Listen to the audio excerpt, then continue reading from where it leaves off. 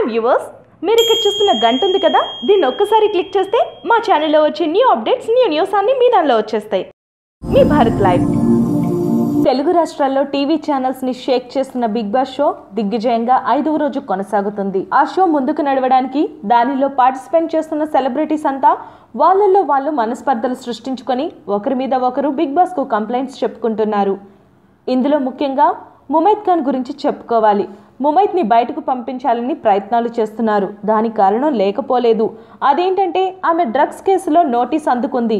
దీనివల్ల షో ఎక్కడ ఆగిపోతుందో అని ఆమె స్థానంలోకి అనసూయని తీసుకురావాలని పార్టిసిపెంట్స్ పట్టుబడుతున్నారు. ఎందుకంటే ఇప్పుడు ఉన్న టీవీ యాంకర్స్లో అనసూయకి క్రేజ్ ఎక్కువని, తను వస్తే షో కూడా క్లిక్ అవుతుందని యాజమాన్యం భావిస్తుంది. పైగా ముమైత్కి తెలుగు రావడం లేదు. తను ఏం మాట్లాడుతుందో ప్రేక్షకులకు అర్థం కావడం లేదు. దీనివల్ల షోకి టీఆర్పీ తగ్గే సూచనలున్నాయని బిగ్ బాస్ షో యాజమాన్యం ఇప్పుడిప్పుడే తెలుసుకుంటుంది.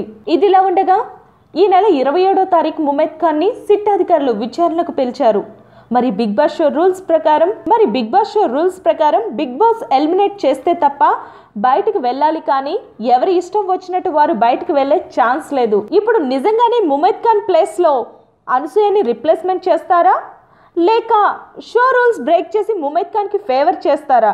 అసలు ఏ నిర్ణయాన్ని బిగ్ బాస్ తీసుకోబోతున్నాడో నెక్స్ట్ ఎపిసోడ్ లో చూద్దాం. సో ఫ్రెండ్స్, అప్పటి వరకు కీప్ వాచింగ్ భారత్ లైవ్.